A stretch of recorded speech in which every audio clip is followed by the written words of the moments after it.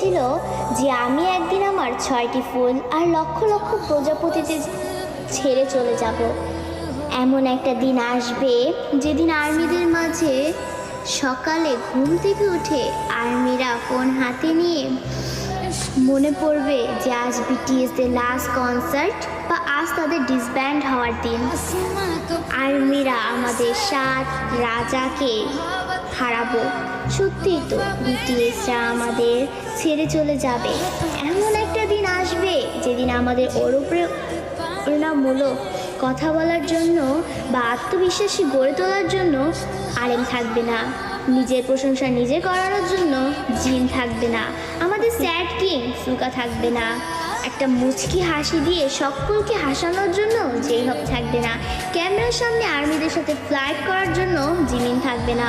হয়তো এমন একটা দিন আসবে যেদিন আর্মিদের পাগলামো করে হাসানোর জন্য তেইয়াং থাকবে না। হয়তো সেদিন এমনও হতে পারে বানি ইসমাইল দিয়ে র্যাপ মনস্টার বলার জন্য জাঙ্কুক থাকবে না। সেদিন হয়তো বা বিটিএস নামক ওই ব্যান্ডটা থাকবে না। হয়তো তাদের আর কোনো গান অ্যালবাম রিলিজ হবে না। আমরা হয়তো বা আমাদের 7 রাজাকে আর কোনোদিনও ফিরে পাবো না। আমরা আর্মিরাই চাই না যে আমাদের প্রাণপ্রিয় বিটিএস 2027 সালে ডিসব্যান্ড হয়ে যাক, কিন্তু 2027 সালেই হোক বা 2034 সালেই হোক, একদিন না একদিন তাদের সব কিছু ছেড়ে চলে যেতে হবে। ডোরেমনও তো রোবট হয়েও সারা জীবন নোবিতার কাছে থাকতে পারেনি, তবে বিটিএস মেম্বারও তো মানুষ, তারা কিভাবে পারবে আমাদের সাথে সারা জীবন থাকতে? তবে তারপরও আমি বলবো আমাদের প্রিয় বিটিএস কোনোদিনই ডিসব্যান্ড হবে না।